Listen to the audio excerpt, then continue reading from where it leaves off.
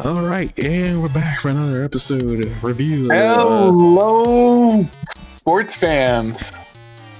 Yeah, not a sports podcast. And if we were, What? I wouldn't be able to. What?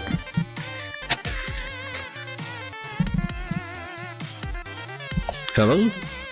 Yes. No, it's like we're not a sports podcast, and if we were, I wouldn't even know where to start.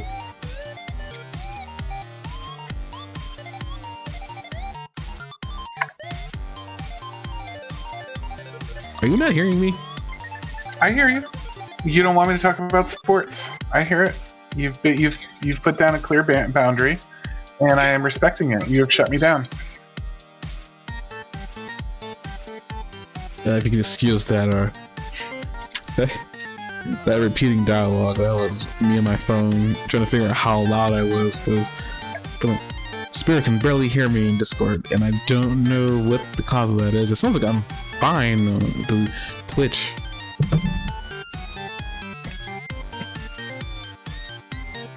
I wonder if I can put a filter on in Discord. Is that a possibility?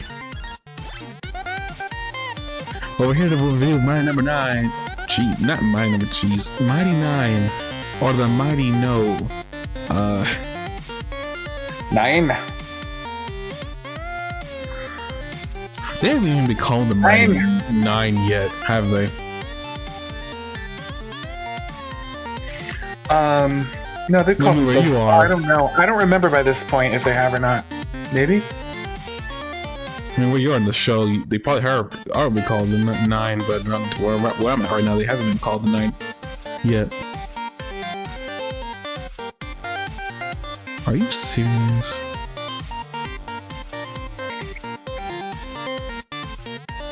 Don't do that.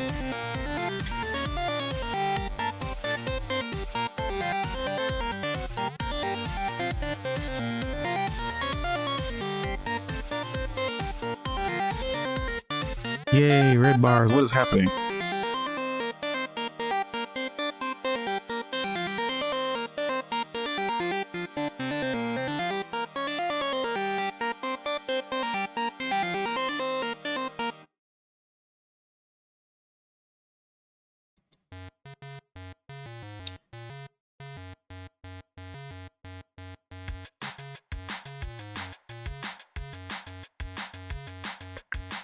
At the red bar. What the what? Have you ever seen the Red House commercial? Is that a hotel? No.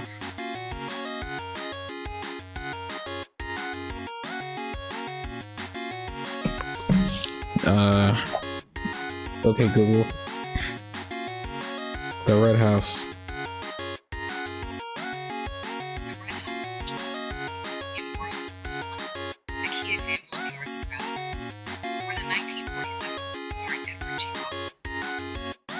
There's a book called The Red House. Is that what you're referring to? Here, this is not the original one, but for some reason I'm having trouble finding the original one. It's only like a minute long. It's pretty funny if you've never seen it.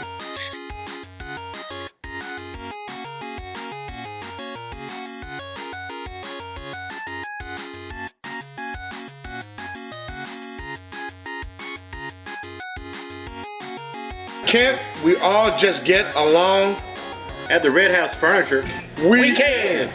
At the Red House. I feel like this is I'm Richard, like aka Rhode Big Head. Island I specific work at thing. the Red House and I'm black. Connecticut, sorry. At the Red I House. like pumping iron and pumping furniture It's into not. people's homes. It's a real commercial that Rhett and Link I'm are Johnny, YouTube aka T-Engage. I YouTubers work that at the are Red also House and I'm white. comedians. And I it's like a real deer commercial hunting, they were bass hired to do fishing, by and someone. extending credit to all people.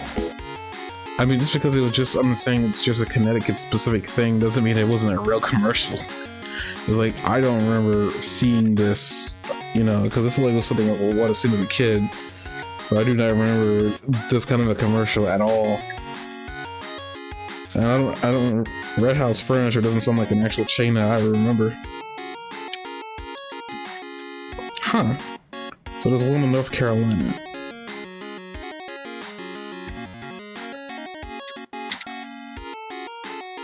And they still function, so the Red House does exist still.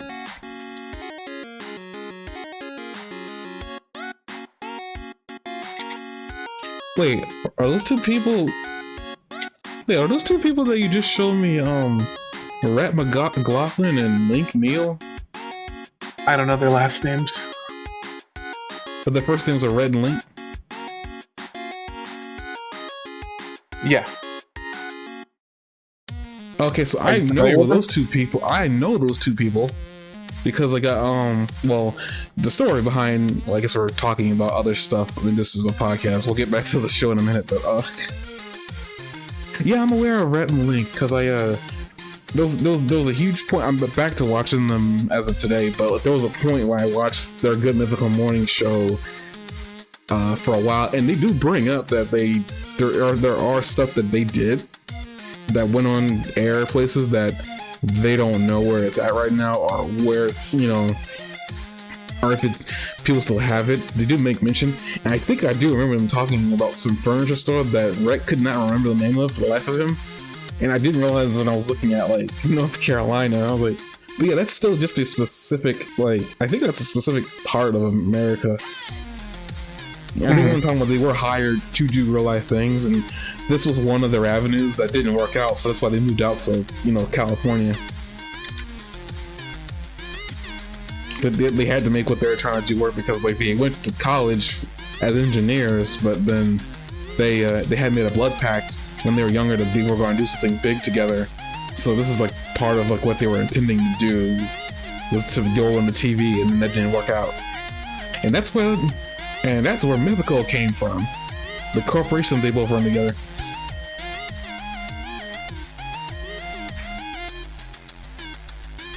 But yeah, that's weird. That's a quaint little intersection of stuff that I watched and you watched. Didn't expect that to be Red Link. be the things that intersect. Okay, well. But yeah, I still, you know, I watched the video from them today. They seem to be having fun. They got a bigger team now, hiring Gen Zers. They're doing fine. Oh, really? I thought they were kind of like... I was worried they were kind of like getting smaller. It seemed like the last time it seemed like in the past, they were... I don't know. They were... When I stopped watching them because it seemed like all they would do is eat things and talk about what they were eating. They would find the weirdest things they could eat and eat them, and it was like a year of just them doing that, so I kind of stopped watching them.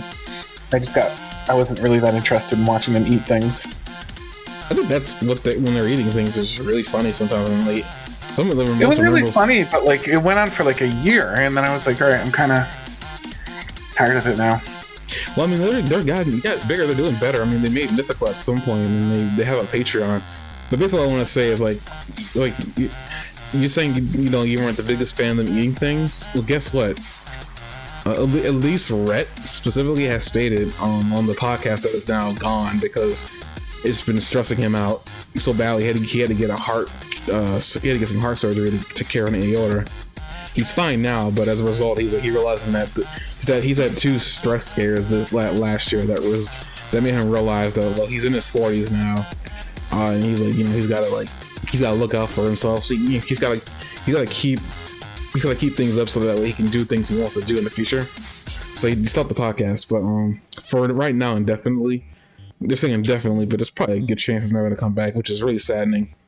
But basically, they're still doing it. I mean, but Rhett he said on multiple times on that podcast that like he wasn't really happy. I think even Link said so too. He wasn't really happy that the content that did well for them was eating. So they have done other stuff in the meantime. I think they got a new schedule now where it's like they do food related videos Monday, Wednesday, and Friday, and then they do something random on a Tuesday and a Thursday. But like when they started doing that last year, I kind of tuned out because I wasn't really getting what I wanted from them, which was the food comedy that they did. I thought it was like some of the best comedy. I never completely understood why they didn't like being the food guys, but I mean, hey, it is what it is. Now that they start doing good mythical, now that they started doing Ear Biscuits, which is their podcast, they have said that they're going to try to, move some of that stuff that they did on that show to good mythical. Wait, was it good? I forgot they had another channel that they threw everything else into, and they're going to try to do podcast stuff over there. Because Link says if he does something stupid, he'll tell you about it there. I'm like, okay, I kind of would like to have the podcast, but that's fine. But I kind of like just listen and talk to each other like two friends do. So, but yeah, they're still doing. As far as I know, they're doing well. They've hired more people apparently. They're giving young people chances to move up in the company. So they're just doing well. I mean, they said they had to make changes to some things to keep things profitable, but it doesn't sound like they're in trouble.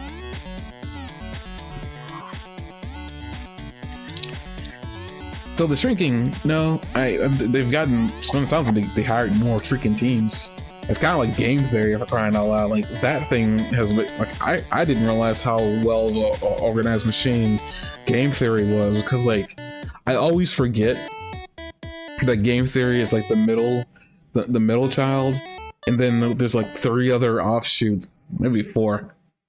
I think there might be 3 or 4 offshoots of that particular channel.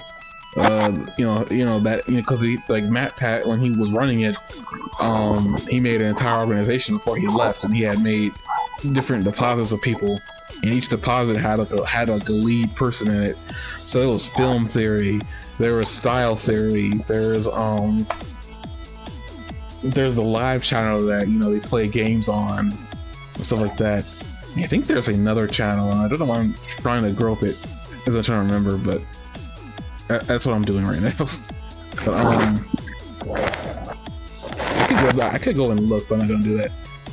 But yeah, they've done things so far to make it so that at least when Matt Pat left, he still left it, so that way people can still utilize the channel and make some money off of it while he still is the head honcho. I guess speaking on game theory, after he left, I really felt a piece of me leave with it, because I was around when he first ran that channel, and I was around when he said, "Welcome internet, welcome to game theory." I remember that, and it was such a nostalgic thing, and it's no longer there because Matt Pat's no longer running the channel. he left it to a British dude who this may sound derogatory, and I'm not trying to be derogatory to him. The British dude got his own style of humor that I actually quite like. So I was like, okay, Matt Pat's gone. It sounded like Matt Pat said that he was gonna maybe still be there in the background. He may show up in a channel. He may show up in a video every now and then. That gave me hope that at least Matthew Patrick will still be there. He still kind of owns it. He still kind of owns the company. That's my suspicion what's gonna happen with Red and Link eventually.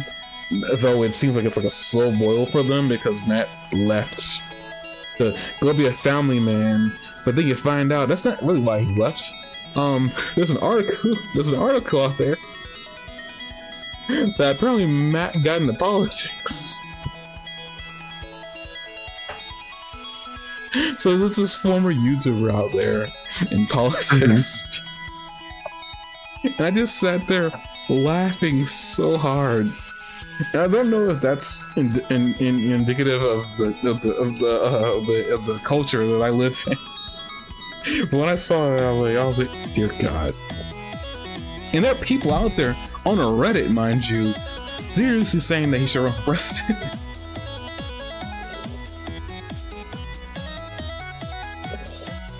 And I actually thought about it. I was like, yeah, I'd probably vote for him. I don't know what that would do to our country, but I mean, maybe nothing worse than who's already up there. But I thought it was funny. I miss the old game theory, and the new guy who I've yet to remember his name. I got to start doing that now, because I've started watching the videos on that channel more frequently with him in it. I gotta remember that British dude's name. That is that British dude. Even that's what I'm saying right now. That's not his actual name.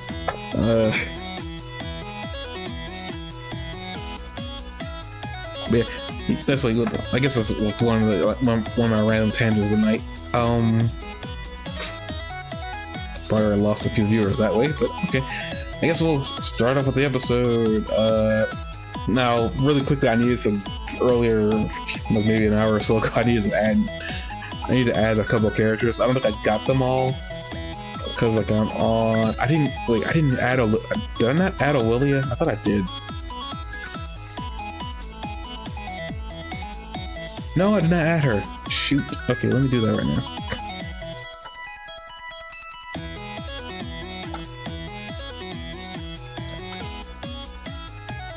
I don't got much to say about Aurelia more than I already did in the first episode, so I'll just add her.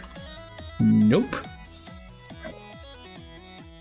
Guess I won't be adding her. Hold on, let me get the picture. Copy of that crazy looking image of her. This seems like an episode I haven't seen yet.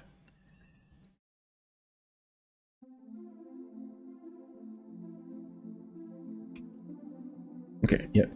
And that'll just be it for, well, I'll have to write Aurelia. Should I put Aurelia in the main characters page or the secondary characters page? Let me rephrase that. Do you consider Aurelia a main character? Who a main character? Aurelia?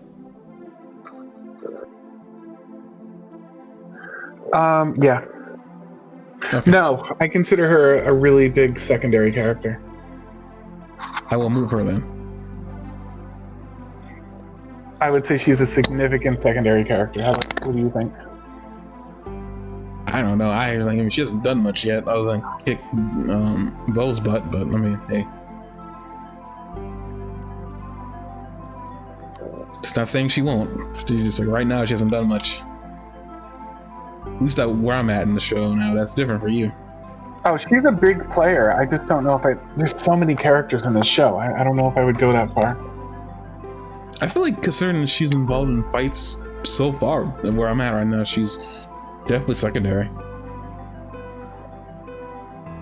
I'm my hope for her is like maybe she's the character from the voice circus that crosses over, but I'm part of me's thinking I don't think they're gonna have a voice circus crossover to be a part of the main cast.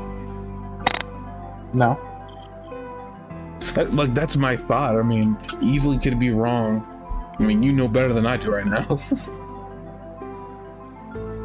I just don't know. The hope for her would be maybe she's the character that they do that with, but I don't know if they're going to do that, considering that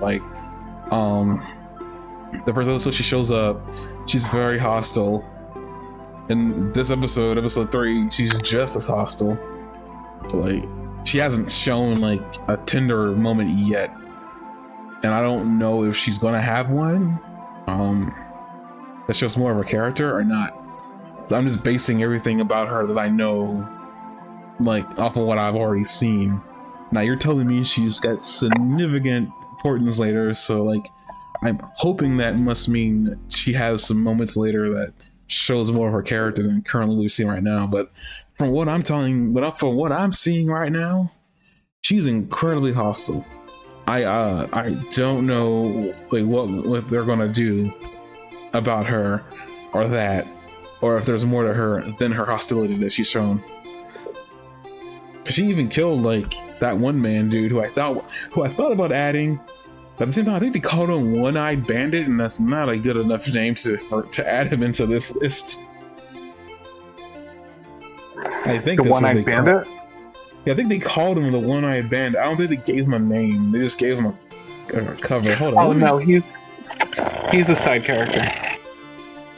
No, I didn't think he was good enough just to even add into the thing, into like the character sheet, because they didn't give him an actual name. Deadeye. Oh no, that's a good enough name actually.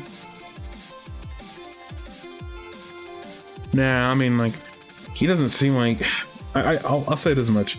There's some characters I'm probably leaving off on purpose until they show back up again and do something cool. I'm gonna leave Deadeye on that list of like I'm not gonna add him yet until like he shows back up, because I feel like he could show back up. In what capacity, I don't know. But I feel like he had. Do you think that I could show up again? Is that what you're saying? Yeah. Are you telling me he Deadeye doesn't? will absolutely show up again. Oh.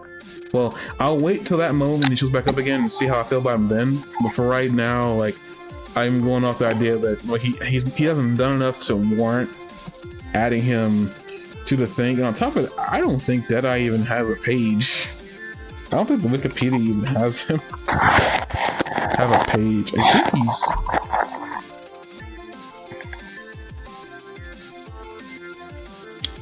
I don't know what I just looked up. I looked up Deadeye and I think I saw a name. I'm gonna back up and pretend I didn't see that.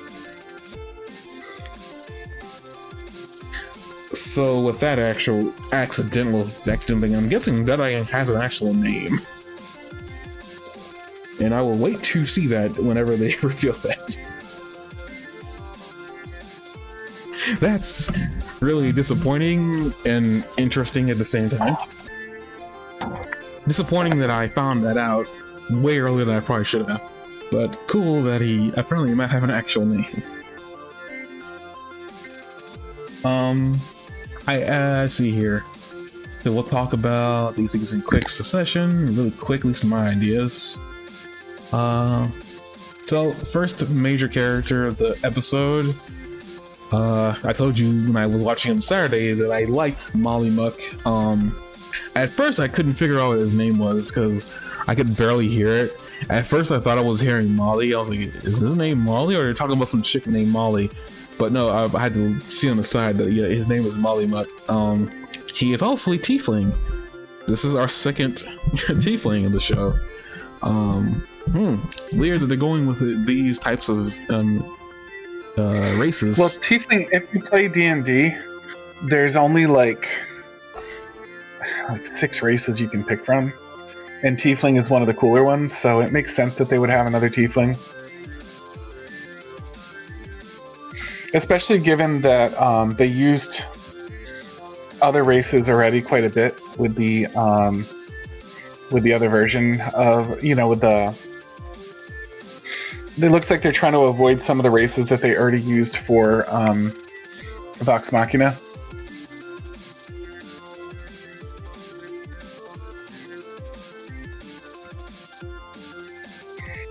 Wait, didn't they? No, I guess no. I'm trying to think of no. I think other than maybe human, they haven't really reused any races. They haven't reused any races either. We're gonna talk about Reese's Pieces. Okay, but Molly Muck, all I really have is very interesting fellow. I love the tarot card fortune teller angle that they got going on for him, where he can kind of see the future, but he doesn't know exactly how it's going to unfold until it unfolds. So, I wonder what that looks like in a D&D environment, because he started as D&D campaigns. I wonder like how that worked in a D&D campaign. Random number generator, I suppose. Or did like the D&D like allow them to like get hints about what was going to come, or would they just sort of make things up as they went? Like, it's really interesting. I mean, based on the way he's using it, and I don't think they strayed too far from the character of Molly Muck, whoever made this guy up. I mean, what a name, Molly Muck, jeez. But based off of his caricature of himself, or well, not caricature, but you know, his very flamboyant personality, which I also want to point out, in his bio, I don't think this is a spoiler because I don't think this has anything to do with his character. They say he's gender fluid. I will say that kind of explains a little bit, because I happen to see that apparently those horn covers are piercings. I was not aware that was earrings, and I happen to see that Jester was wearing one. The fact that he's gender fluid, and they point out that he does have an earring, a horn piercing. It's like, oh, interesting. But I don't know. I don't think they would. I think it's a random. It had to be like a random generator of some sort, I think, or no. Actually, this time he could have picked. He could have like made a generator, right, and had a number from 1 to 10. But he also had like things he already knew he was going to make. He or she was going to make happen. So basically, what he did was what you basically said, like, you know, maybe they had a random generator. Like an event happens, he turns the generator on when the character is going to like use their tarot cards, and like whatever number it picked up, he gave them a hint for like possibly what was going to happen the next turn. but it was probably vague enough where even the guy using the tarot cards wouldn't be able to 100% prevent what was going to happen from happening. Because it looks like Hero, at least from a little bit I've seen of him, he doesn't predict the future as much as guesses the future. He kind of, no, not guess, he kind of reads the person's energy, and he kind of says like, "Oh, you got like a shadow. You're following somebody really close. I wonder who that is." Basically, kind of being coy a little bit about everything. But he kind of just like peers into the future a little bit, but he doesn't do it. He doesn't do it in a way that like says that he can see the future. Because tarot cards don't exactly do that. They kind of try to predict the future of a person, and you can typically, if I remember correctly, you can use those to predict a bad future, and then you can figure out a way out to change it. Unfortunately, that's not what he's doing here. He's just telling people that like this is what you're doing here, or specifically that's what he does with Bo. He funnily enough susses out what she's doing there at his carnival, and then he doesn't do it nicely, but he kind of tries to kick her out. But he doesn't like he's not a douche about it. Kind of. I mean, he at first he's really nice to her, and then later on, if she causes a problem, he kicks her out. But also compliments her by calling her a tall drink of muscle, what I thought was interesting. Like his interactions with Bo were actually kind of funny to me. Like I actually enjoyed those interactions with him and Bo. I know you said that you still couldn't figure him out, which means not much is shown with him later on in the season, up to where you're at right now. Not Bo, but Molly Muck. Did you say you don't really have a good like grasp on him? They're still funny with him. It's a major character, but it's hard to. Just sort of a mysterious character too. You know what I mean? So it's hard to like tell you the whole thing. Like it's sort of a mysterious character. That's all. Well, I'll tell you what's mysterious is at the end of the episode, he has like a panic attack, and all of a sudden, all the red eyes on his body open, which I want to say, which isn't really much of a shock because he kind of tells you about the tattoos when you first see him. But I thought they were just tattoos. I didn't expect them to actually be a part of his power. So I'm like, what in the world? And like, it seems very clear to me that he's not doing whatever he was doing at that time when he blacked out. Because after he comes back, he still panics and he cries because his friend Gustav, I think is what his name is. Where did I put him? Oh yeah, I put him in the secondaries. But Gustav Fletching, who owns the carnival that like he's a part of. He kills him because Fletching attacks him, which is interesting because they show you that, I guess, as a way to get you interested in whatever's going on with Molly Muck over here. Whatever he's got going on there. Personality disorder or something. It was very interesting. I wasn't expecting it. I love the visual of all the eyes opening up on his body though. That was interesting. Yeah, the nature of his power is like super interesting to me too. I think that like I don't know, there's a lot to be curious about with the nature of his power. I think it's just like the whole thing, the personality, like the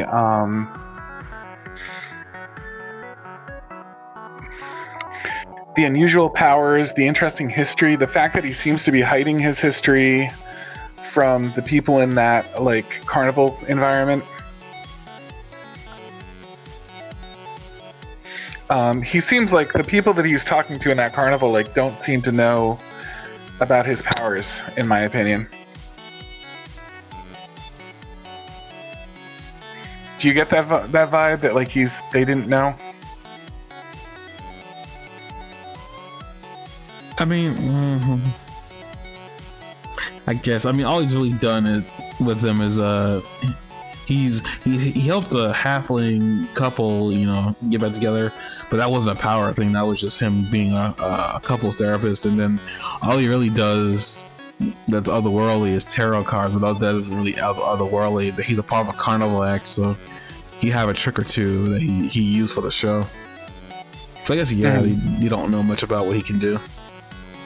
So I guess that's kind of what I mean about the Eric mystery to the character, that like he seems like there's a lot to him that we don't know about, and like both in his personality and everything else, you know what I mean? Like he seems to have some sort of like maybe evil or demonic twist to his personality that we're just learning about. And gosh,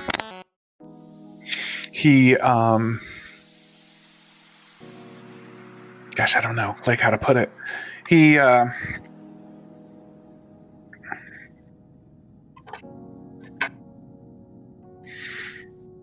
He's got a lot of depth, and he's got a lot of mystery, and he's got a lot of things that he apparently doesn't want everybody else to know about.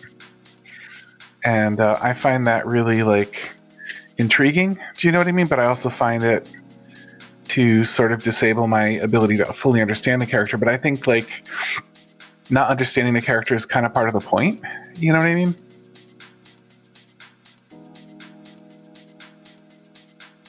I mean, if he's hiding something that he doesn't think is you know, that he doesn't like about himself. Like, I mean, I can understand that. And interestingly, you know, you hide pieces of yourself from people that you care about to prevent them from misjudging you. And it seems like, I mean, he doesn't want to. At least from what I can tell, he doesn't want to be misjudged. At least from a little bit that I've seen, I can't really 100% say he doesn't want to be misjudged, but he does seem to like he holds himself in that room with those women is like he was doing with them two at the same time. I'm guessing. I really don't know, because I mean I saw that scene. It's like there's a lot of nipples in here. Like, what is happening here? But after we got past that, it's weird because there's nudity and sexual references in this show, but it feels different in my opinion than I don't know. It feels different than it felt in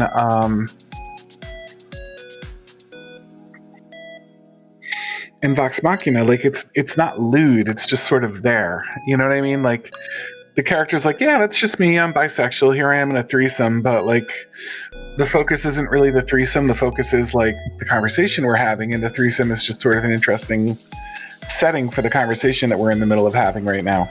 You know, like it doesn't have that sense of like crudeness that Vox Machina has. Like it's just sort of like, I don't know, challenging you to be open-minded about it, maybe.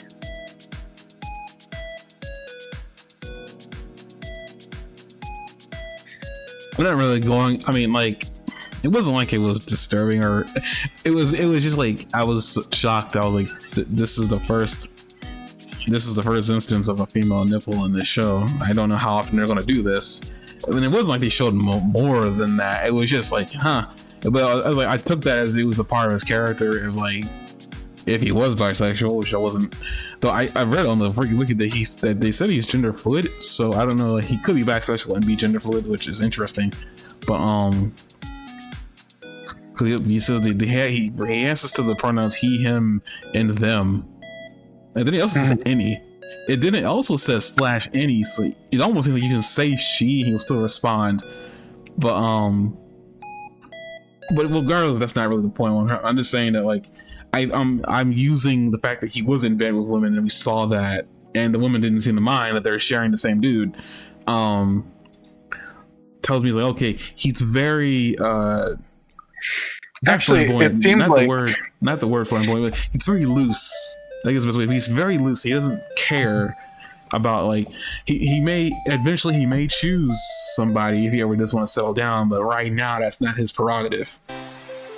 Because again, he told his story. Seem like, I don't know if he wants it to be. I don't know if that's his end game or not. He seems like maybe he's not very interested in settling down at all. Also, he's with a couple. He's the third in that threesome because you see them introduced later in the episode as a couple, like lovers or a couple or the pair or something like that. So he's the third wheel there.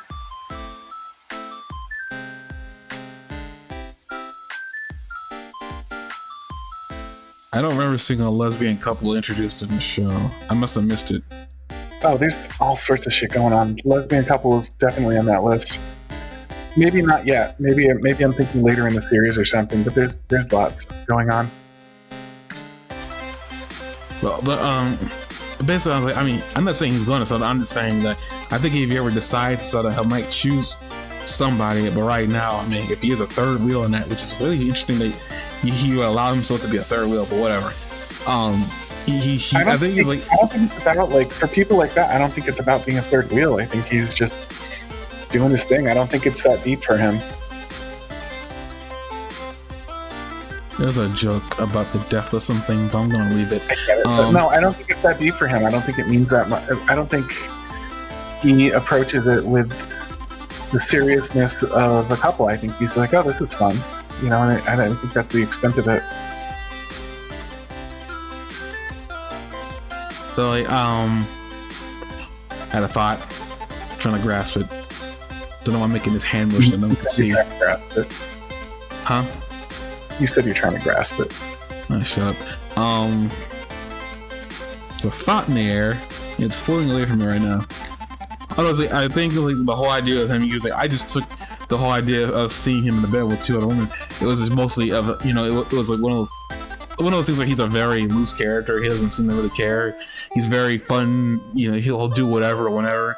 And also he's hiding a scarred past because they ask him about the tattoos. He tells them a very loose tale regarding where each tattoo came from. And I think he even makes mention that there was something else going on with them, but then like they ask deeper, he puts on his clothes and then walks out the door. Yeah. So they try to probe more questions with him, but he decides to completely avoid it. So when that happened, I was like, oh, he's not as open as I thought he would be. So something going on in his past, and I mean, you see that even further when he looks at the tarot cards before the show, and he sees that like something bad's gonna happen and someone's gonna die. And again, back to the whole idea that I think he was just that his tarot cards are this as a device, maybe in a plot device in some ways, like they were used here, where it's gonna tell the audience that somebody is not getting out of this episode scot-free. And like that's just something to tell us that okay, you expect the death at some point, and he sees that and he's like wondering, okay, what can I do to either prevent this or at least make it so that the least amount of casualties will happen. It doesn't seem like he's using his tarot card, if that's really one of his abilities, to really see the future all that much.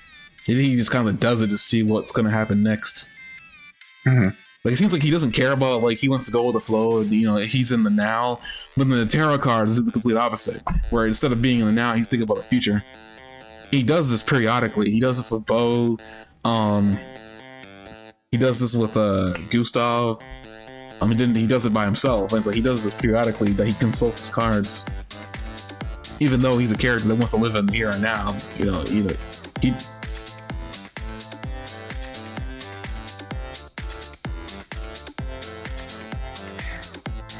Sorry, that's the one. You were gonna say something more? No, sorry. I thought my father was calling me. Sorry. No, I don't think it, man. This was more than like I think that was it. Like, to me, like, I got the vibe that he's a here and now guy, except when he's consulting his cards. So there's a part of him that still wants to see the future. He seems to truly believe his cards and what they mean. You see a moment right before he walks into the catastrophe at the end of the episode, where he kind of like looks at one of his cards, like he consults his cards, and then he has that very like resigned, like sad look in his face, and like he knows what's going to happen.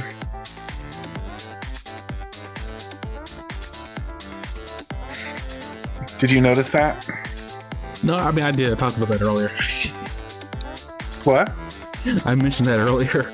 Not about how serious. I'm not talking about the seriousness of him taking the car. I'm just saying, like, in my very long stretch, like I was saying, he seems to be a guy who doesn't really care about the future, but he also has these tarot cards that can do the complete opposite.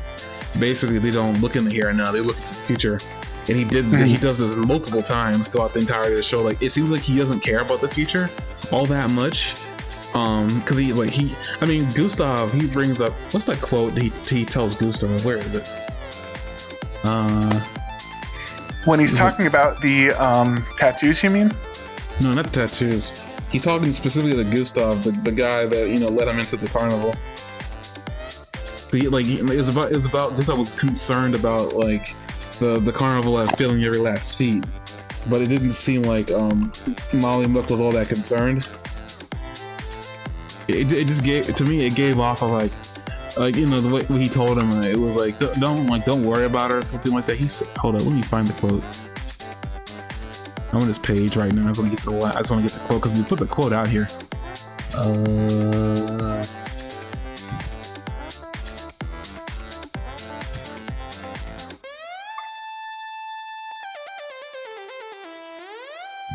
Jesus, his tattoos are religion based. I didn't look into that. Where is it? Where is it? Yeah, life is too short to worry, Gustav. Everything will be dandy as a Derolo. I took him telling, you know, Gustav, who was concerned about the future of his, like, carnival, and then him saying that to him is like, don't worry about it. Like, you know, like, everything will work out in the end, basically. That I took that as, you know, Molly, again, not really caring too much about the future. But, you know, like, I don't want to say tree huggers, but those people who are like, come on, man, just like ride the waves.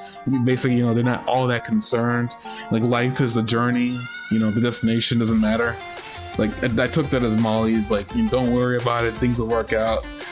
And again, it's like, I took that as him not worrying about the future. He doesn't really care all that much. But then he consults the cards about what's going to happen at the carnival. And he said before, he takes that seriously.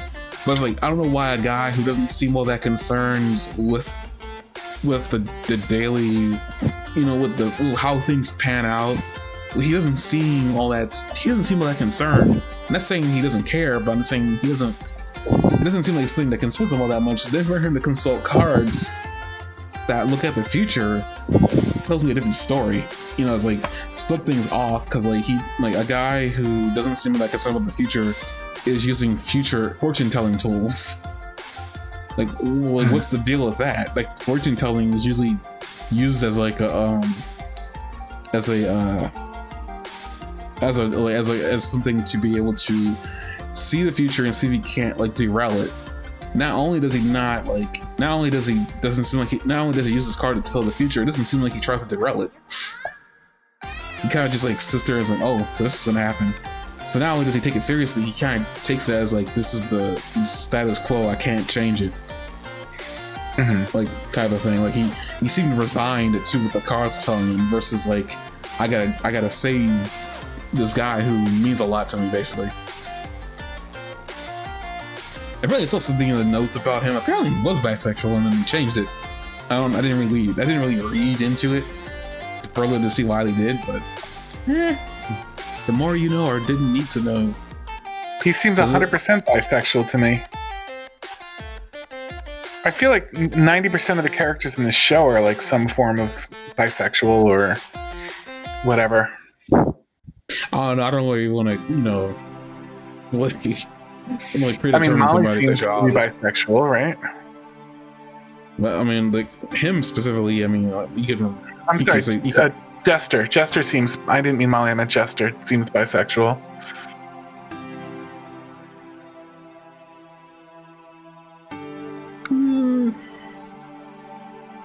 I don't. You don't think so? I mean, she has the personality for it for sure, but I don't. I probably doesn't think so. Cause like, I know bisexual means like liking both men and women, but it's like she's never shown any interest in the same sex. I guess you're right, because Caleb seems straight and Not seems, if anything, asexual. Bo is a lesbian. I don't want to consider her a lesbian. You don't think she's a lesbian? I don't know what I want to consider her. The problem is, like, that seems to be the vibe. Well, I mean, yeah, that's the vibe, but I just don't want to. I have a tendency to look at characters like Bo and immediately think lesbian and find out later on that they're not. And I don't like doing that because like she fits. Again, it's the whole idea you said like last episode that so far Bo has been completely outside the paradigm of character that you think she would be, and I think lesbian would be a part of the whole that whole character thing that you're talking about that she completely dismisses. Like I feel like that would be a part of it considering this is the way she looks. So I don't know. Like I don't want to consider. You can say that you think she is, and that there's anything wrong with that. I'm not saying anything wrong with that. I'm just saying that like I don't want to cast that onto her, and then find out later on that she's not. Like she's as straight as any woman possible. I don't know. Then again, she's also a monk, so she probably don't give a dang. If I'm being honest. It could be possible she has an interest in something, but you know, because she's a monk, she don't care. She don't follow that. But yeah, I guess I'll look Molly Muck. The next character, who else I have on this list? Well, that's all for the main character. Secondary character. I don't know. I got much to say about Gustav other than like, again, another like master character. I will say it was like mentor and master, but in his case, he feels more like a father figure maybe than a mentor. Like Molly seems to sort of. I'm sorry, Molly seems like he is kind of the more talented of the two of them. Like the power dynamic is a little different there. Like Molly doesn't seem to be learning anything from this guy so much as like being the provider. Yeah. What I wanted to say is like, I don't know. I really consider him a mentor. At first, based off the sword skill from the 2 scimitars he had, I was very shocked that he was that good. I was like, good gracious, did he used to do some fighting? I'm like, well, we never find out because he kind of gets turned into a monster. And he gets killed as a result. Before they find out that they can just like scare away a frog thing. But I was like, oh, that's weird. And then it's shown later on that Molly, yes, can in fact has the same amount of sword skill that he does. And then Molly even brings the fact that he owes Fletching everything for letting him hang around here, and he find a new home basically. So like more like a family father figure than anything else, not a mentor. Yeah, I agree. Though there's still a chance they could have taught him some things, possibly. There's no telling how long Molly's been here. Based on how people around, again, like how Jester was with that other at that restaurant she was a part of. Here, people seem to really rely on him to help get things sorted. So he's been here long enough for people to respect him, as not sure for how long he's been there.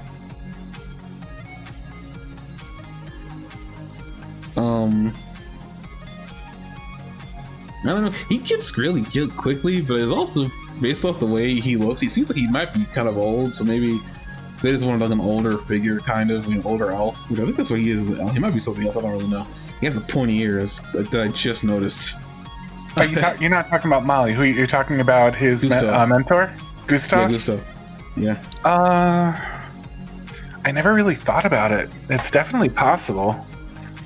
I'm looking up a picture of him right now. Hang on. Yeah, half elf, according to the wiki that I saw. Okay. Yeah, so he's half elf. I guess because his ears aren't that long, actually. Because the elves have longer ears than that. Yeah, that makes sense. Okay. But yeah, he seems kind of old. It seems like they kind of just put him there. Because again, he kind of just gets introduced and he gets killed off immediately in the same episode he gets introduced in. Even though it was an accident. It was like, it didn't seem like they were going to keep him around long. When I saw Gustav, I was like, yeah, he's going to die, isn't he? Okay. I didn't need any more introduction. I was like, yeah, he's going to die. He seems like the character they're going to kill off. That sets off the guy on his journey. Yeah, it was really, really sad though, because he obviously Molly cared about him a great deal. That caused him to panic. With that, we have Toya. Did I say Toya the songstress because she sings in this episode? Well, what I find interesting about Toya isn't even really her character; it's the voice actress. The voice actress is Moana. What does that mean? Moana, the Disney movie, the voice actress? Oh no, I don't keep up with Disney very well. I'm sorry. I thought you at least heard about her, but like no, like she's the guy. I do now that you brought it up. I thought you were talking about the name of the voice actor or something being Moana, I don't. A character. I don't know her. I can probably look that up actually. Because Toya's just a side character, so they shouldn't have much of anything. Because I know the girl who voices her actually does come from Hawaii.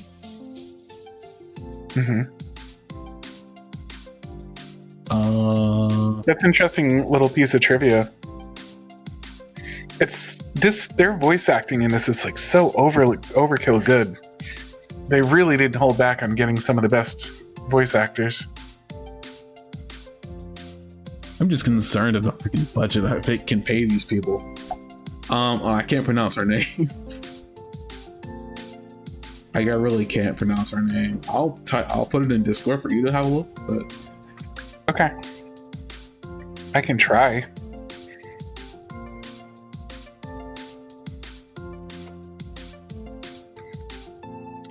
No, I can't.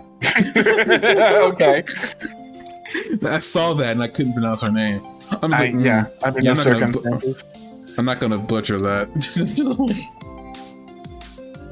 Like, I'll butcher some names in some languages. That's not gonna be one of them. Like, that's not an name I want to butcher. But yeah, she is 25, but apparently she voiced Moana back when she was in high school. She's got a career ahead of her. But yeah, she's voicing Toya, and I will tell you, I thought I recognized, because I didn't watch the Moana movies, but I have heard the Moana character's voice in passing. I think I stored it because when I was listening to Toya, when she got introduced, I thought I recognized it. I was like, is this from a show that I don't remember watching? Accidentally finding out that that's her voice actress. But again, it's like, I'm really concerned that the budget that they're freaking these actors, unless the other option is that these actors aren't asking for a lot of money, or they're not asking for any money. That's a possibility. They could be doing this pro bono, because I mean, they're such high grade voice actors. Then they have anime that they have to go back and do stuff with, and they do those things in large chunks, so they have a lot of free time when they're not doing that. So it's possible that maybe like they caught some of these actors like when they had some downtime, which probably explains why Sean Schimmel or even Chris Sabat aren't a part of this. Though, granted, because I'm pretty sure they know Matt Mercer, I'm willing to bet that they'll probably show up at some point in the show, and we'll definitely recognize the voices when they pop up. Though the guy who plays Goku, he's got some range. I've never been able to figure out where else he's been. In fact, I don't think I've watched anything that has like the VA for Goku in it past Dragon Ball, so I don't know like if Schimmel is just locked into Dragon Ball Z and that's it, or he's got other shows that he's a part of. But yeah, Toya really quick. Toya's interesting. I thought they were going to do more with her. No, it just seems like she's just a part of the frog thing. And she somehow managed to capture a carriage full of bugs that are apparently a part of Caleb's magic. I gotta say, and I don't know, maybe this is just my misunderstanding, but when Caleb said that he was trying to get back his magic, I was under the impression that like these are things that belong to him versus just random material to use magic with. Was that a mistake on my part? Could you explain what you mean? I thought like maybe like when Caleb said he had lost his magic, I thought he meant that he had like an amulet that was able to give him access to an element or whatever like that, or a glove or something like that. I thought he had something that belonged to him, basically as like, this is how he did this particular magic. But I didn't expect it actually whatever it was. I think you told me this straight up that he's using materials to do that. I think I was under the misunderstanding that I thought the material you were talking about was like something that he owned, that was his and his alone. That got sold off somewhere. I think you can just use magical pieces that they're spell components. But then my next question is, if it's just bugs and whatever, kind of like in the Dragon Prince when Claudia's killing off magical creatures, how did he lose access to that? It doesn't seem like that's where my misunderstanding was coming from, because like to me it's like when you tell me that I had my magic stolen from me, that tells me like you had items that specifically were yours and yours alone that allowed you to do these things, versus I grab a bug, I grab a rock or whatever, I grab some poop that apparently Caleb also in the episode gets thrown into face first. I think this has become a running gag now that he just gets thrown into horse manure. Because it had to happen. He had to happen multiple times. Yeah, I had the same note. I'm like, it's been three. It's been three shows now. I didn't notice until I rewatched, but I was like, this is the third time that I've seen that. Okay, so I'm not crazy. Thank you. I was like, this. Why is he always like? I only seen it 3 times now, but like, is he gonna get thrown to poop again in episode 4? It's like he seems to always find poop. It's like, why? It's like I'm starting to wonder if like, this is going to become a plot device at some point that he just has poop, no real reason. But like, it just seemed really weird that he's been thrown in. He's found it multiple times now, once on purpose, twice by accident, and all in conjunction with not. But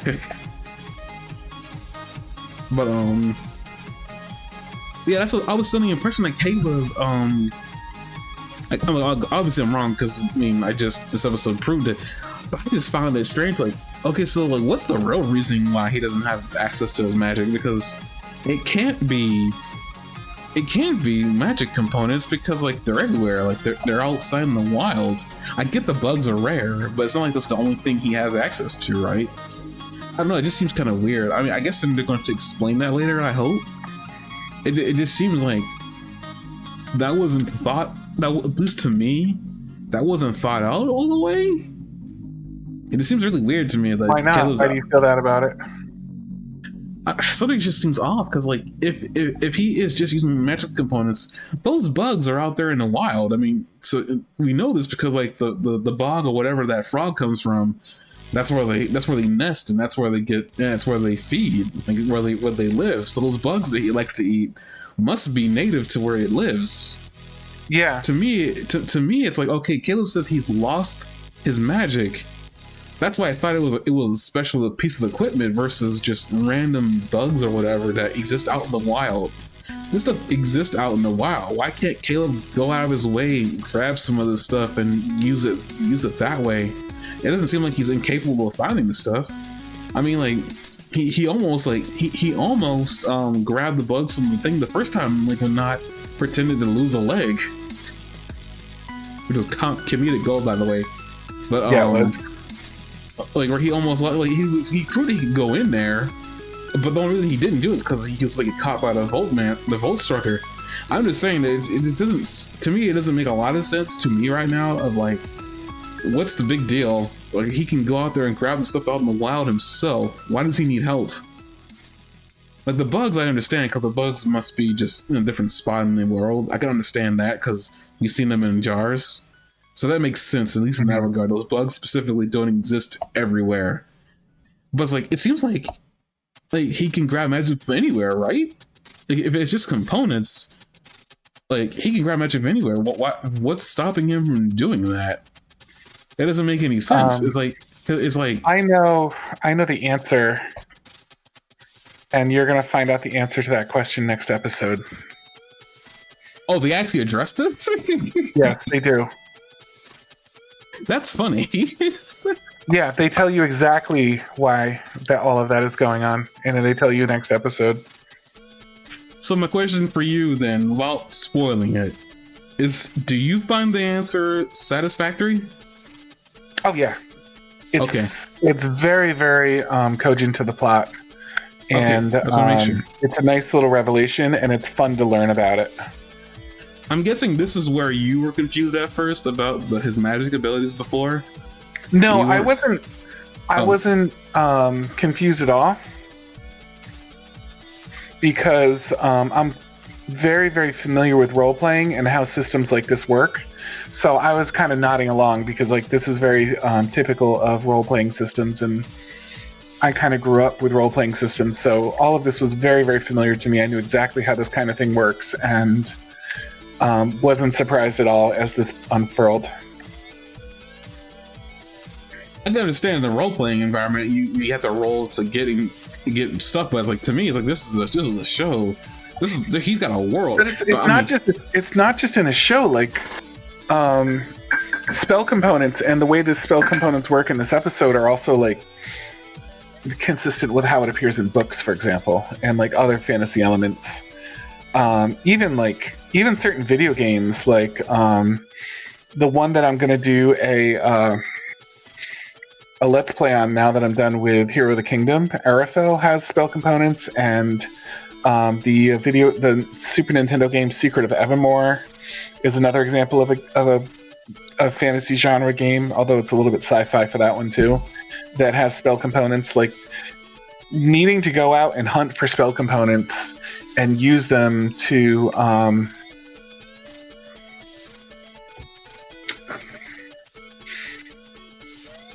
needing to like go out and find spell components or not be able to cast spells because you don't have them is just so fundamental to so many role-playing things that it's just, I don't know, it'd be like I can follow it the way you can follow quirks, you know, or not quirks, like anime tropes. It's like a sort of a trope. It's very, very common in the fantasy genre to come across something like this. I understand how magic works. You need components to use it. My concern was like it. Like I understand that he needed to go grab those bugs for his magic, but my bigger question was like, it seems like the bugs I can forgive because it seems like those bugs exist in a specific spot. To me, it's like, okay, if it takes components to do anything, I was confused because why is it like he just can't grab magic from anything, like any component, like if he has access to? Why does it seem like, to me, they made it seem like he specifically needed something specific to do anything? But I'm guessing that gets explained later on about why his magic works that way. Simple spells don't need specific things so much.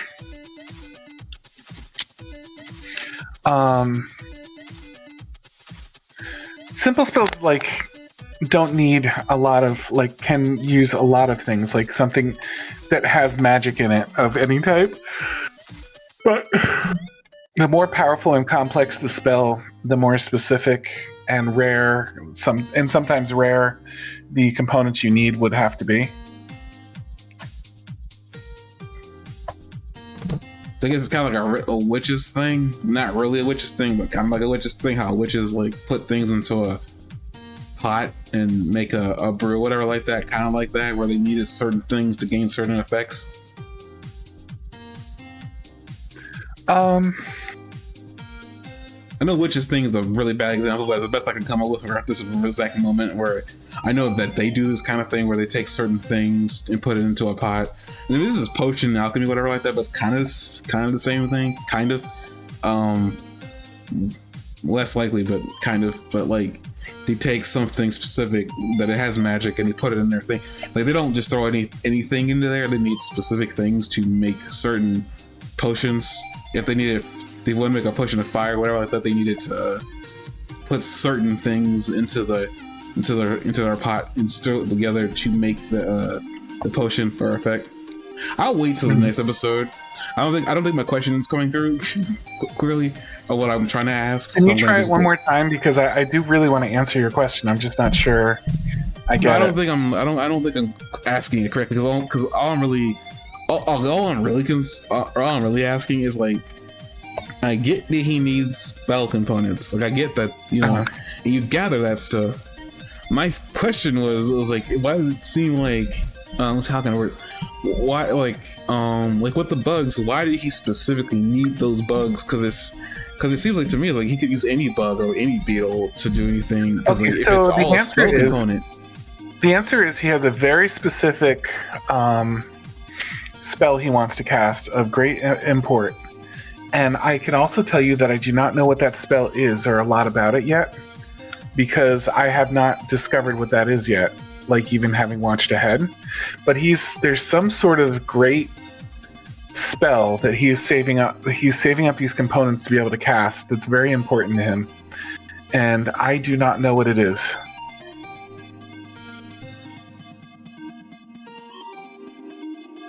Okay, even with that, it's like, but the minimal spells that he does that he's okay with doing. I don't know. Maybe I'm not asking. Like, again, I think I'll get my answer probably when I watch this episode. I get that he getting the spell commands. Those are really clear to me. I played D&D before, very little, but I played enough to know that you don't just get to cast anything unless you're a freaking mage, and then like, you have to worry about mana. But besides that, I get that he needs things to do things. It just seems like to me like. I feel like, because he even used poop, which doesn't feel like it's a really rare component. He used poop to do something. Though I know he definitely did say that not all poop is magic poop. Yes, and then it turns out that every poop we've seen so far seems to be magic, which I think is a really funny running gag. I was just trying to, like, to me, it's like, if I was him, like, I've gathered everything. I just want me to look for specific things because I know I probably need to cast a spell or two in an intermediate time, because I'm not going to be able to just get away running, even if I have a really sneaky thief goblin by my side who has alcohol problems. Mm-hmm. So I'm just like, to me, like, I thought based off of how he was saying it. My main thought of everything that I know was wrong now, but it's like I thought, okay, based off of how he said it, he lost his equipment that he needed that he had that helped him cast magic. So he's out there looking for those pieces. Clearly, he's not. He's looking for spell components, but it just seems kind of weird that he's in desperate need of this, but he's lost his magic. So his ability to cast these spells has completely been neutered. He can't do it. It seems kind of weird that he must have had all these spell components back at his wherever he used to be staying, and then they were all sold off. So it just seems kind of weird to me. Like, okay, he had all this stuff before. Why is it missing now? Like who? You said that it was somebody you loved that did this to you. I'm trying to figure out who the heck that was. My suspicion is the guy who we saw in the very first episode. But it's to me like something's not adding up in my brain, and eventually it'll add up. I hope. Mm-hmm. I will tell you that a lot of stuff. This series seems to be very much taking its time, from what I've seen, and all sorts of stuff is explained, but like there's a crap ton, and I mean a crap ton of lore being established, and not so much. Many more questions being asked than answered right now. Man, I understand the point of doing that. Just like, to me, it's a small thing of like, if he's saying, I kind of wish when he was talking about this would probably clear things up for me a little bit more. And this is probably the fault of the animation or whatever. It's probably a fault of the D&D campaign, because these people are probably doing a D&D campaign with friends. And they probably didn't question it. I think they're like professional D&D campaigns. As weird as that sounds, I think that the pretense is like that this is like they run D&D campaigns and let you watch them, and like that's their job. I mean, I know their Twitter, or Twitch streams of people doing this. I'm not sure if you're aware of Markiplier's friends or Markiplier in general, but Wade, who goes by Lord Million77 or Million777, apparently he's a part of a D&D campaign that does, I forgot the name of the channel he said he's a part of. Lost Initiative, that's what it is, Lost Initiative. He does stuff over there like once a month, I think. But he's a part of a D&D campaign that streams. I understand that. I guess basically, I don't know like if this was established Probably not. Based on the way you tell me how you make your own character, bits and pieces about a character's backstory don't come up until necessary, so not everybody other than the person making the character will know such and such. But I feel like if he had just established that, maybe it wasn't like just some people who didn't understand, because it doesn't even say not completely understands either. Because she's asking, "You need these bugs for this? Why?" It was like a perfect question. I was like, "Why do you need these specific bugs?" I love how you sort of like incorporated like the squeakiness of her voice when you said that. You need these bugs for this? Why? Like. I'm just saying, like, to me, it's like, it seems like to me, and okay, now I understand. He needs specific things. It just, I was under the impression that he had equipment, because the way he made it sound like is like he lost equipment, but I'm guessing he definitely did. It's just like he didn't lose it in the way I thought he did. It's just like his magic is very complex, and I'm interested enough to the point where I'm asking the questions. It's like I'm interested enough in what he's trying to do. That I'm like, I'm trying to figure things out, but maybe I'm trying to figure things out too far ahead of where I'm at right now, and I'll get the answer that I'm looking for if I'm willing to just sit it out. It's just like this is the kind of things like I kind of think about in my head as I'm watching something by myself out loud. So like what's going on here? What? But okay, I'm willing to let. I'm gonna wait, because you say that some of the things get explained next episode, so like I'm very excited to see what he says about his magic ability, because I'm guessing not ask him what's going on. Well, no, because they all get caught by the knights of that area for some strange reason that didn't know were there until the last minute, and they're all going to jail except for Molly. For some reason, he doesn't seem to be Holt, who goes there. He just seems to be over there crying. Rightfully so, because one of his friends died, but still. Totally not much to say about her, in my opinion. She's interesting. Too bad she's dead now. Well, no, she's not dead. I don't know why the wiki says she's dead. She gets carried off by that frog thing that apparently can make more by spitting out needles into their neck and transforming them almost werewolf-like into monsters that he's able to control. What was interesting too is that frog seems way more intelligent than I thought it was going to be. I was actually kind of surprised. Yeah. Well, why do you think it's smart? I'm just saying, like, the fact that it had the ability to control people that it stings with those magic darts is not a skill of a dumb creature, at least in my opinion. Like, it wouldn't be the skill of a dumb creature. Like, if it was just making things and it wasn't controlling them, then I would say that, okay, this is not a smart creature. But no, it made creatures and didn't control them. I mean, freaking what's his name? I forgot who discovered it. Caleb discovered it because he was looking at all the mass hysteria and noticed that there was a glowing green aura on some of them. And he was like, he's controlling them, and he was trying to disrupt the connection. Unfortunately, he failed. But the coaching did.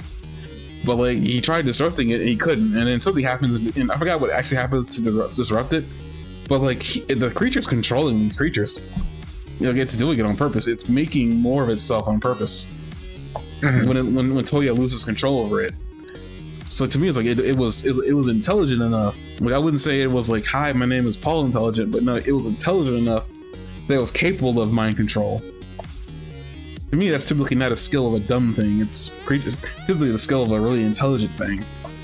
Like, it may not be human smart, but it's intelligent enough where it's like, you might want to watch out for this thing because it can make decisions. Okay. It's really interesting that you feel it's intelligent. The way you're saying this to me, either tells me that frog is a character, or 2, that frog is something else, or 3 is nothing at all and I'm just being ignorant.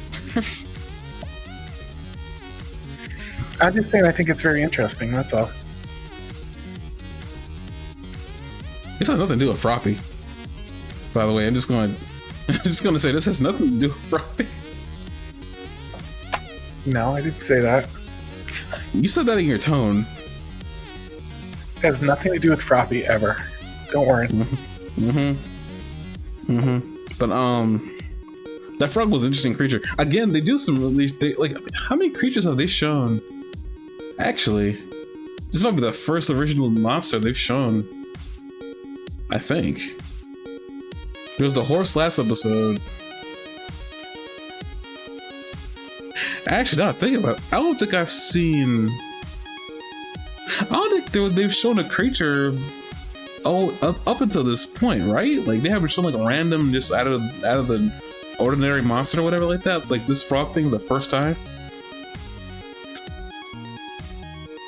Because they've shown a horse, but that's not a creature. That's just like an animal.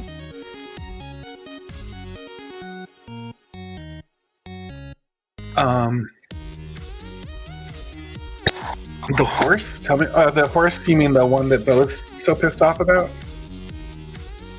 Yeah, we'll get to them in a minute. No, I'm just trying to say, like, I think, like, the creatures they've shown, I would say the creatures in this show are really interesting in this world, but I was trying to think, they haven't shown anything other than the frog monster. Like we've seen a horse, but that's about it. That I can remember anyway. Oh no, that pet store had a lot of creatures in it. Never mind, I take that back. Yeah, the creatures in this world are really interesting. They're not normal. It is cool based on this as a fantasy world, but you know, just wasn't expecting it considering there's a horse. And just not a horse. It was really interesting that, you know, we had this frog thing, demon thing, then the pet store that has apparently a lot of random creatures in it. A giant bat, for instance. The creatures in this show have not disappointed. Not that I was looking for creatures in this show, just like the creatures they've shown to this point haven't disappointed yet. They're interesting enough for like, good lord, I wouldn't want to fight. I wouldn't want to run into that in a dark alley. But that's Toya. I finally added Aurelia to this, and I probably should have added her from the first episode. That was my bad. I don't really got much more to say about it than I already did. Interesting. She is apparently tracking. She's tracking Bo apparently, which is even more disturbing because I'm just kind of curious what that's going to end up. And it also seems like Caleb knows her too, because like when he sees her, he panics. So like there's a connection between both Struckers and Caleb that we're not aware of yet.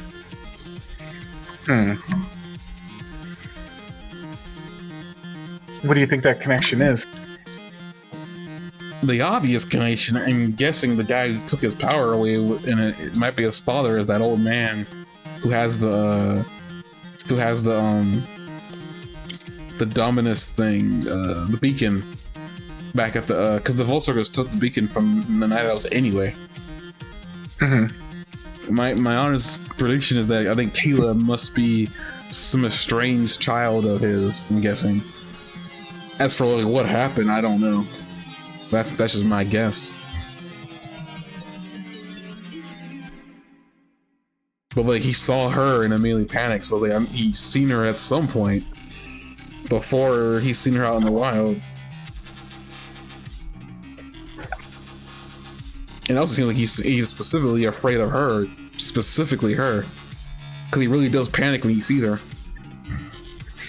Yeah. So why do you think he feels that way? I have no idea. Maybe she did something to him. I have no idea.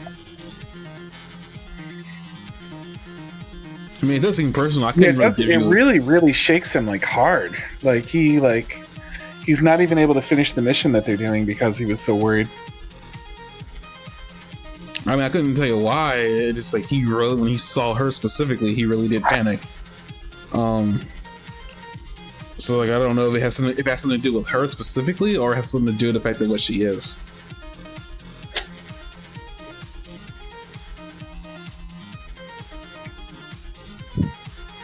Yeah, like so I don't know what. Like I mean, maybe she has something to do with why he doesn't have his powers.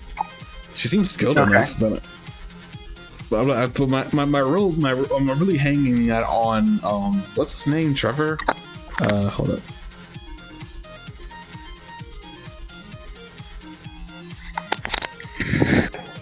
He's here somewhere.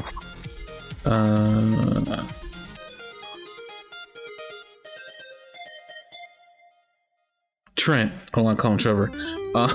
Trent. I'm hanging that Trent has something to do with it, because I mean we've seen that Trent can cause you to not feel pain.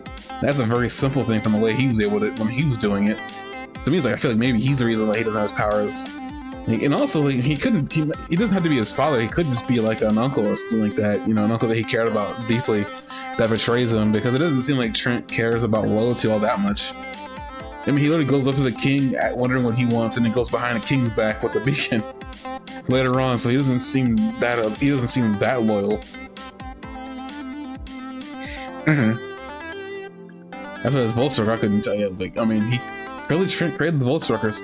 As for why Caleb was afraid of that specific one, I mean, I'm gonna wait to see if he sees other Voltstruckers if he acts the same way. Because he doesn't, that gives it away that it's specifically her. And that like bring up more questions than answers, but I mean that at least help out like specifically what about her, what about this character really terrified him. But again, yeah, he definitely did panic, but it's like I wonder what that panic was a result of. Was it her specifically? Or was it the fact that what she is? So like, I'm not sure what that is. Regardless of anything, it's interesting why like he did panic. I was like, gracious, you really got messed up. I'm sorry I'm being so quiet. It's just I know a lot about the kind of things you're talking about right now. So I'm trying not to like spoil anything. Be on anything. the other end of that. Right? That's kind of but honestly, the way it feels is like, I don't know, kind of fun, because like I'm like, oh, you're gonna love this. Like it's like I'm listening to you say these things, and I'm like, you're gonna like, I'm hyped up because I know that you're gonna really love where it's going. Wait, so you know the reason why? So I guess I'm gonna ask you. So you know the answer to the question I'm asking. Then that's what you're telling me. Which question are you trying to find the answer to? I don't really trying to find an answer to anything. I'm just like, I was asking. I don't know whether it's like whether he's afraid of her specifically, or he's afraid of what she is. Do you guys know the answer to that question? One more time. Do you know the answer to whether if he was afraid of her specifically, or he was afraid of what she was?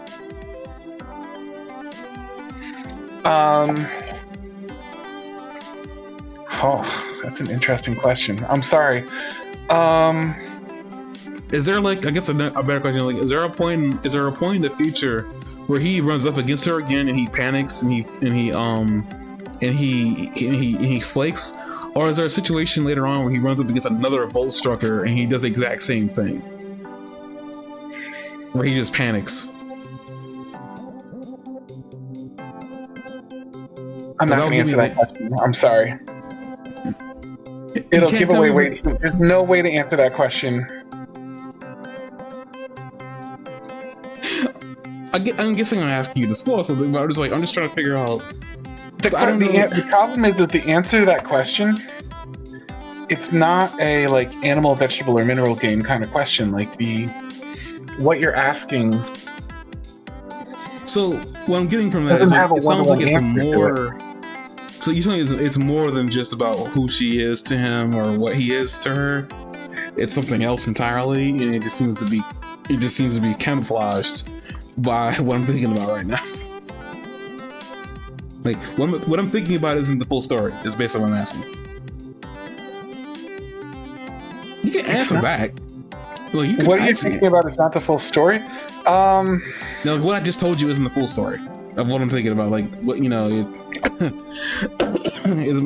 the full story. Like there is more to his interaction with her that I didn't see, and I'll see later. Yeah, I would say there's a lot more to the story, and what you're wondering about his reaction. The reason I can't answer it is because it's more complicated than that, and it's like I don't know how to answer the question because it's much more complicated than you think it is. Well, answer me this question then, if you can remember this detail. What episode number does this information come to light? Do you remember? I won't look at it. I won't look it up. I'm just gonna ask.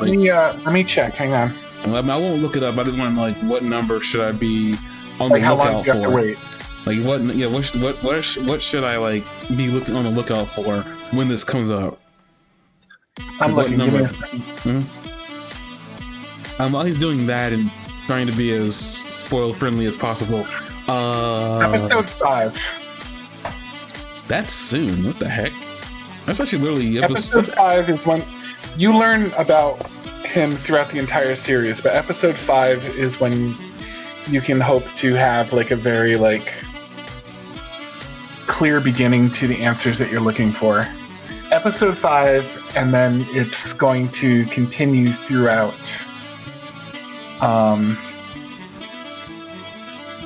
the rest of the series. Episode 5 begins like answering things, and you get a ton of answers in that one, and then it goes straight through 8. Does that make sense? That's soon. Like that's literally after next episode. Would you tell me explain the magic? What the heck?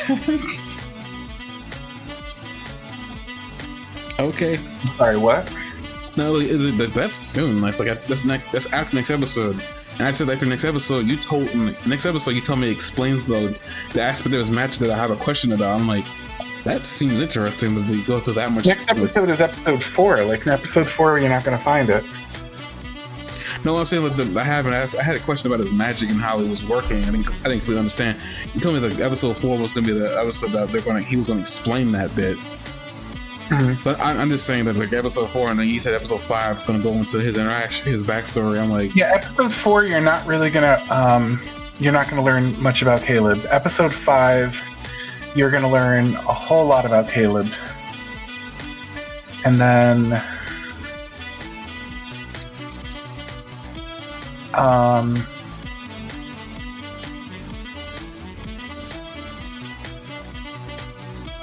episode 8 has a lot of information about Caleb too, and then you'll just after episode 5, like the story kind of cracks open a little bit, and you'll learn a lot. all right, that's interesting. But yeah, that's my basic understanding of what's going on. Is like there's something specific going on with when he saw her. Like, I mean, I wouldn't put it past him if maybe they were related, but I mean, I'm not holding on to that candle too hard. I don't know what that would mean for him, but you know, trying to think. We talked about them. Let's see. Is there anything in the episode review before I hand it off to you?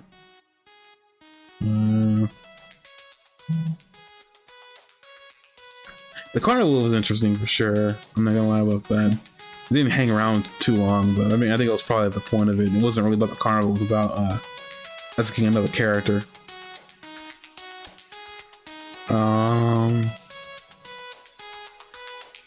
Oh yeah, Ford and Jester's whole thing during like, just like Ford and Jester having fun at the carnival. I am still upset with him with the whole lying thing because it still continues. I'm like, I think I'll get over it eventually. This isn't going to become Hermes' bike. I swear to you, this is not going to become this. It's just, You're funny. I like Ford. I just don't like him lying to her because it seems like she's really connecting with him. Even offers to be his friend. It's like, but it's also clear that she has a romantic interest in him, but it ain't there yet that she's willing to pursue. It just like, I really hope that he can solve this before that comes up, because if it does come up and he doesn't solve the lying bit, when she does find out that he's lying to her, we're gonna have a situation on our hand. I don't want to see that play out. Aww. You really want them to be happy. I don't like. I've seen enough of like relationships being destroyed over lies, and then we have to spend another season of them rebuilding that back up. Well, those work out. I'm not saying they never work out. I just don't want this to be. Ford's a good guy. I don't want him to fall in the same trap. They're setting up with her. They're setting up a trap with her, and I just don't want him to fall for it. Even though he seems like he's already falling for it, but I just That's pretty cool. I will say what I found a little bit interesting in this episode, and I've seen this happen trope-wise a lot.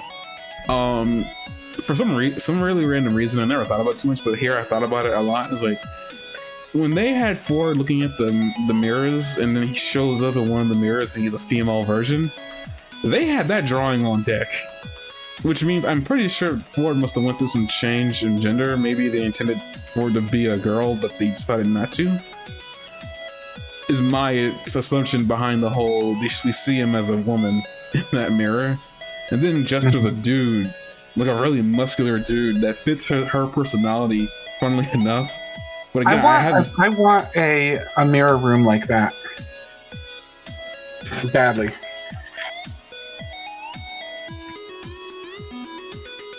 Don't you? No, I've already You wouldn't seen want to like myself. go to a carnival and like see a mirror room like that? No, I think that'd be too disorienting. If Why you're is talking about a general mirror room, I think that'd be disorienting. I think you have mirrors feeding into other mirrors, and it becomes an endless maze. And then, It looks like a cool way to kind of explore yourself. Like, what if I looked like this? What if I looked like this? And at the same time, it's sort of like a Snapchat filter. Like, I don't know. I mean, the Snapchat filters already exist though for that, and I've already done it. But it's like a magical one and like a surprising one because like you don't know what's going to happen next, and better than a Snapchat filter in most ways, you know? I think I've ever had my phone with a Snapchat filter. I mean, I shouldn't be shocked that I look like a female, like my mother. I shouldn't be shocked by that, which means I look more like my mother than I thought I did. But besides the point, it's just like it was a very shocking look into the mirror. I will say what I did find funny was when Jester appeared in the mirror and she was like, "I'm all muscular and big," and then he was like, "Oh, well, okay, it's time to leave." Like, wait a minute, I want to see how big my wank is. I'm like, I don't think. I mean, they didn't confirm if it did or not. I don't think it would show in the mirror. I could be wrong.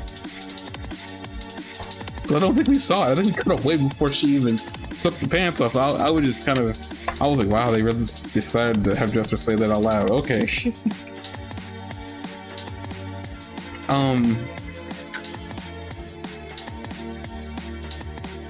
I'm also getting that. Guessing tieflings must be really carefree, because like I mean, both Jester and Molly like don't really. They have like a very interesting way of carrying themselves. Like, you know, it's just like, you know, they're in the now, enjoying themselves. Because I mean, Ford telling her that we need to get back to the location so you can get on that carriage, and she doesn't seem all that concerned about the future. She's just like she's exploring the here and now, and she's trying to get Ford to do the exact same thing. And it's very hard to get him to, I guess, loosen up. But I find it funny. I was like, based on the way how Ford's been acting, is like, I guess he understands that like. He has a sense of like right and wrong. He should really correct the other right and wrong he's doing right now, but we're not going to get into that.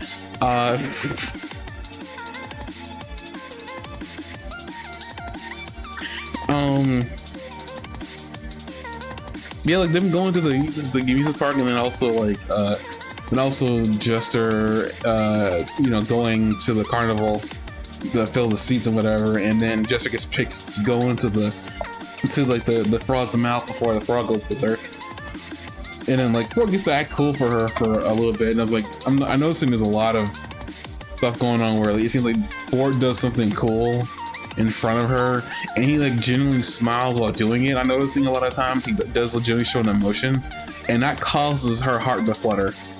And I notice it happens every time when he does something cool in front of her. And I don't know if that's on purpose. I feel like like maybe after he starts developing feelings for her, maybe he'll start doing that on purpose. But I just feel like, you know, every time he's done something to save her, it's resulted in her falling for him even more. I'm just like, they're doing this on purpose now, aren't they? But also, speaking of Ford doing things on purpose that were cool, it seems like this episode he got a handle on his powers somewhat, because he was able to teleport at will, and he called the sword at will. And so he managed to kill something really fast. So I was like, I'm guessing he's getting better at his powers, which is kind of weird. All of a sudden, like, we haven't seen any training arc for him to do that. Or luckier. The teleportation can be lucky. I just don't know. It's the calling the sword though. Like, that seemed like on purpose. Versus him holding the hand out. I think it was an accident. Any particular reason why you think it was an accident? Did something happen later Well, that first proves of all, your it doesn't point? make sense for it not to be an accident because, like you said, they never showed any like training arc or anything. Second of all,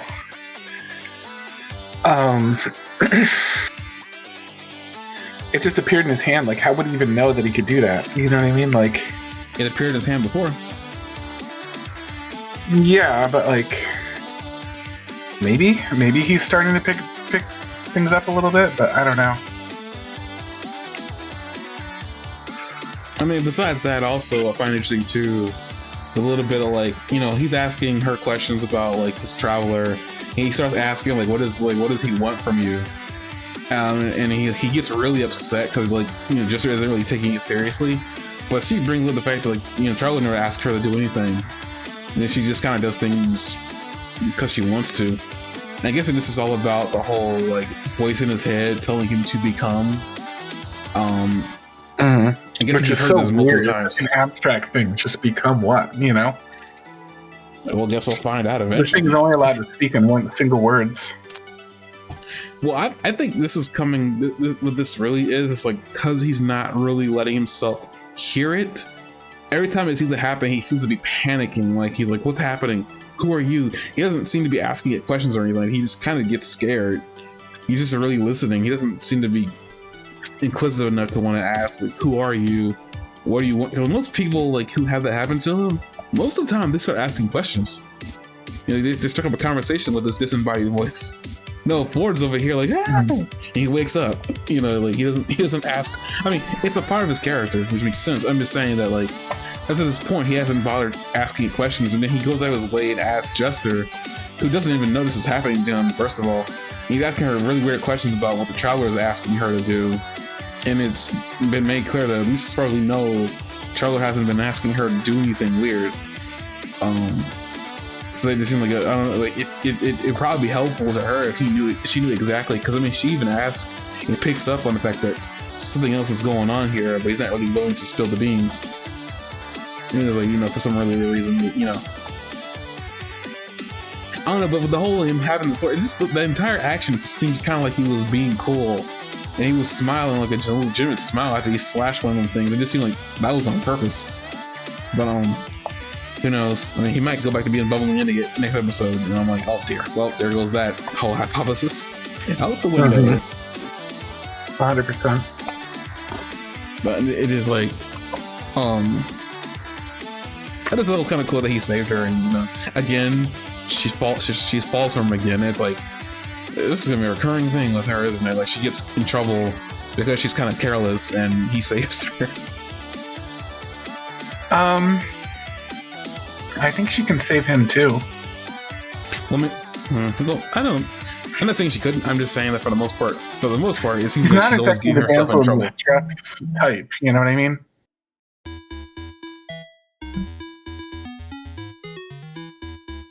Got that message really late. What? She's not exactly the damsel in distress type, though. She's gotten herself into trouble multiple times, though. It doesn't seem to be all that concerned about saving herself. Other than with the frog, that was a random thing. Like, and he saves her there. I mean, she summoned a giant lollipop thing and, you know, helped out too. So it's not like she can't fight. She's gotten herself into multiple situations now, you know, that, you know, he saved her from. Even the first situation she got herself into was her being a pain, and then the second one accidentally, you know, because like the Toya couldn't control her frog.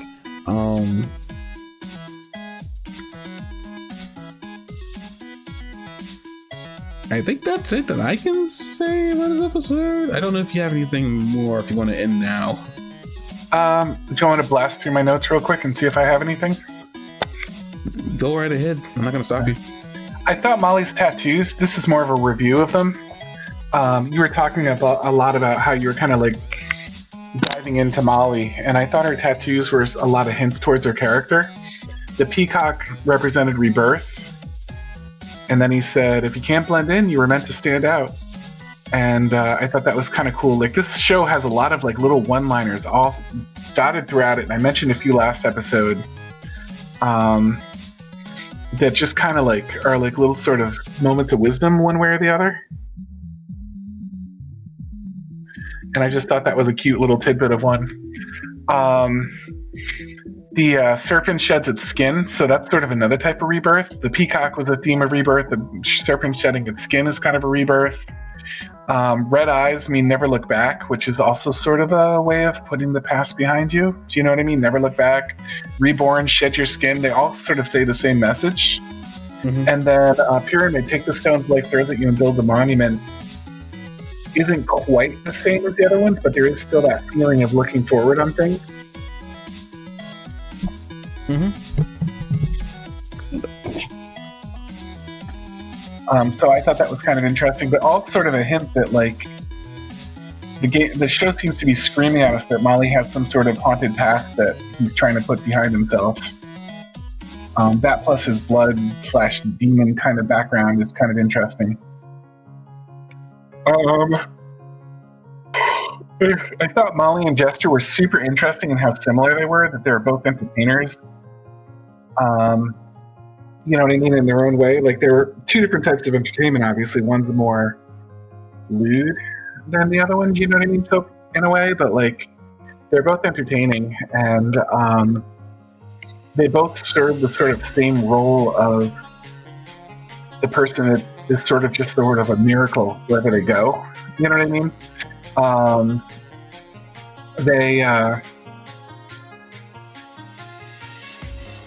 They just seem to be everywhere.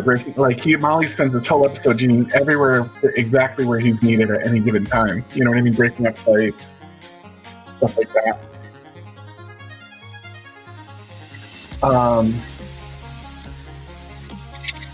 And then I like the subtle ways too that you start learning that the characters have a connection now. Like, there's a very much show me don't tell me kind of way that they're showing us that like the characters have a connection with each other. For example, Knot and Caleb kind of talking about like the various strategies they have. You know what I mean? For thieving and making distractions and stuff like that. Mm-hmm. And you know, they're like, what if we do this one, like this strategy? And they know what they're talking about. Like, they've done it 50 times, every single one of them 50 times each. So I thought that was cool, but also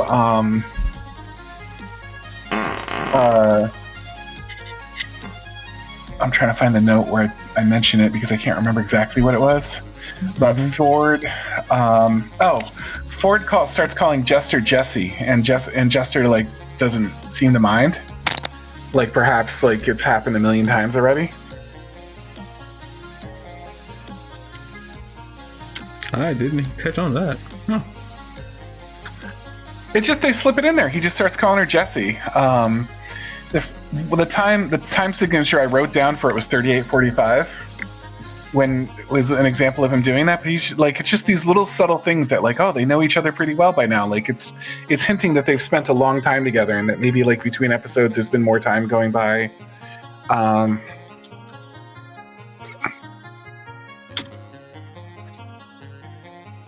You know what I mean, than we realize. But it's the kind of a cool way to imply the passage of time, that now Caleb and Knot have all these different strategies that they use, and Jester and Fjord, you know what I mean, have nicknames for each other. You know what I mean? Those are things that happen over a course of time. So I think that's kind of cool. I thought it was funny at 1333 that Knot is simultaneously pretending that he's a human child and also asking for top shelf alcohol. He's like, oh, my leg, it's so burned. Bring some bandages. I'm just a little boy, a little girl, you know, bring some bandages and some top shelf alcohol. Let's see. At 2048, after Caleb gets really scared, he's talking to himself in his own language. But if you turn the subtitles on, it translates it for you. And he said, you're still just a scared child, worthless, is what he's saying to himself in his own language. That was a cool little missable detail, because you can only, if you turn on the subtitles when he's speaking in different language, it translates it for you. Caleb really seems broken by that. Not just shook. Like whatever it was didn't just scare him. He's got this whole thing like he's broken. Like it's deeper than just being scared. At 22:36, this is just, I'm pointing out this little moment of humor that I thought was really good. The transition Bo has from threatening Molly and being like, there is no way, you know what I mean, this is going to happen. And then like they don't even show like the person take a step towards her. They just cut straight to her ass being kicked and she's being kicked out of the carnival. I thought that was really funny. There's a lot of like little subtle moments of humor in this that were really easy to miss unless you're really paying attention. Like, did you notice Jester and Ford when they were going over to that test your strength thing? That Molly said, "Let's guess our weight." Did you notice that she said that at 24:18? No, I remember the test your strength thing. I don't remember her saying. I must have heard it, but then I didn't. I didn't hear it at the same time. It was like one of those like maybe I did hear it, but then I didn't register that I heard it. I thought it was really fucking funny because like I'm like Chester, I don't think that's how that works, honey. You know what I mean? You could test your strength or you could have someone else guess your weight, and those are both carnival games, but there's no carnival game where you guess your own weight. I just thought it was funny that that's the wording she used. It was interesting to see that when Fjord swung at the bell, it looks like he pretty much missed it entirely. Like it wasn't that he was weak, it's that he missed the bell entirely. I want a miniseries spin-off of that poor guy in the bear costume and his life. I can deal about that. The guy doesn't seem like a good dude. He didn't deserve to get beat up by Bo, but I mean, I don't think he was a good dude. I just think he's really funny. I would, it'd be funny, or like maybe like a little like OVA or like spin-off, like one episode spin-off where we just get to follow like his life and they build the lore on that poor guy in the bear costume and stuff like that. I think there's a lot of, I think he's really funny. Or maybe if he became like a regular, like the Cabbages guy from Avatar, and every once in a while like they just cut to a little moment of him like in his existential angst. He's not that funny. Oh, I don't know. I just felt like he had potential. 3020 is when he had that conflicted look. I'm sorry I didn't hear or register when you were talking about it.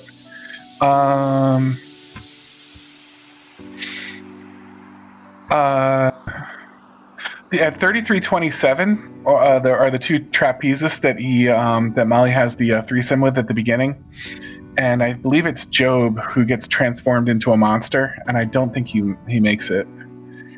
I was looking, once I saw at the beginning of the episode that they were there, I was like, I'm going to watch this whole episode to see if I can find what happens to them, because I had a feeling they were going to use them again and show what happens to them later. Jester had a cool line when she says, when you get a once-in-a-lifetime chance, you take it. I thought that was a cool line. I was curious why Caleb got so greedy and wanted a whole crate of those Lumino beetles. He needed all It of them for definitely his struck magic. me as more Lumino beetles than he needed. You don't know how much Lumino. Well, maybe you do, because how far in the future you are. But I was like, yeah, you don't know. Nobody knows how many Lumino beetles he needed.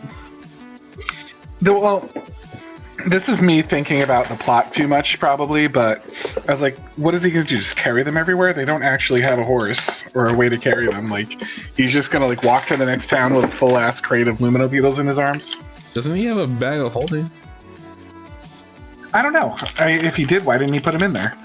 But, like, if he doesn't have a bag of holding, they can hold that whole thing, like, word's going to get out that they're stolen. And it's not like you can exactly hide those in your pocket or something.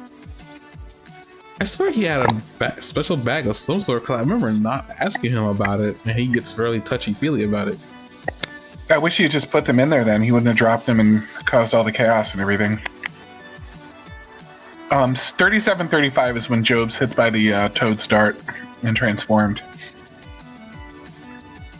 I thought it was really sad when Molly realized, as he killed Gustav, that the spell wasn't permanent and that he had just killed his father figure himself. It also didn't seem clear to me whether or not he was in control of himself when he went into that blood trance thing. Like, I don't know if he was in control of his own will or if he was like sort of going like ultra instinct or something like that. I don't think he was, because it seemed like when it happened, he was being attacked at first. Fletching attacked him in his monster rage, and that's when it took over. I think, like, because he also looked like he was panicked before it happened too. I don't think he may have been there looking at it like that out of a body experience, but I don't think he was responsible for any of the actions he took. Mm-hmm. Yeah, so that makes it terrible too. That like he lost control of himself. I wonder if he's lost control of himself like that in the past. Probably.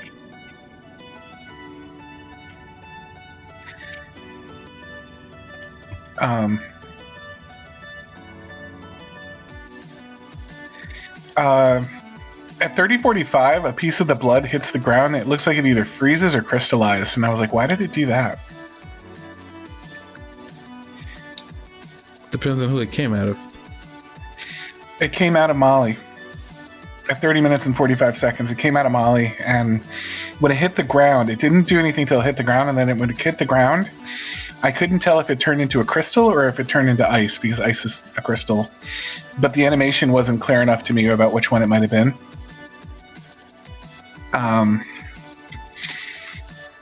So I wondered about that. And then at 42:25, this is just a follow-up of me talking about this from the other one. Here's yet another place that like has been burned down or destroyed by Caleb and Not. Because Caleb was like, you know, the one that technically set the tent on fire. Also the one that released all the luminous beetles that caused the chaos. So there are 3 buildings / structures / places of human gathering for 3 now. 1 per episode they destroy. Let's hope they go for an odd 5. We said 3. Let's hope they go for an even 4. But they probably won't, because they literally get literally accosted by the police. Like, you know, like, hold it right there. We hit your hands up, and everybody's there. Like, I think I didn't make a note of this, but I made a note in my mind. I was like, oh, and they're all here. Well, this is convenient. Because even Bo gets caught up in all this. Mm-hmm. Yeah, this was an interesting episode. Really quick, that was the end of episode 3, and it seemed, you know, a lot seemed to happen to gather them all there. They all were at the carnival for different reasons, and now they're all together, except for Molly, who's over there broken because his father figure's dead. I hope he can get out of that trip. I don't think he's a part of the arrested party. I can't imagine why he would be, but who knows? Maybe they'll arrest him because he killed his father. I had no idea, but I don't expect he'll be a part of the arrested party. That's just my thoughts, but guess I'll find out in episode 4, and I'll get my magic question answered. You looking forward to it? I don't know. I'm afraid. I think you're really enjoying this series. I'm afraid because I don't know what they're going to say to me, and I don't know if I'm going to find it satisfactory to me. But I'm open to whatever they tell me. You know, if it doesn't bother me, then I'm cool. It's just like, I mean, yeah, that was a lot of Lumina beetles, but hey, who knows? Maybe who's gonna snort them? I don't know. He took one and took it and broke it in half before he started using flame magic. At least I think that was flame magic. I had no idea what he was about to do. Well, I guess it was flame magic. He set the entire tent on fire. It seems like every time that happens, though, it seems like it's Not who does it, because like Not causes Caleb to trip for some dumb reason. It's like she does something and it gets in his way and he ends up falling, like the horse. Oh yeah, really quick about the horse thing before we end here. I love that, you know, Bo's still on the horse thing, and it's like we don't know where the horse is, but like we know Bo was upset by it, and Not doesn't seem to care. And I think it all goes back to the horses races, which still that lives rent free. Mm-hmm. I hope we find out that horse was racist, because I would really love to know if it really was, because it makes so much sense. But with that, The racist horse is probably off, like, I don't know, probably like oppressing somebody. I hope not. With that, guys, thank you and good night. See you next week for the podcast.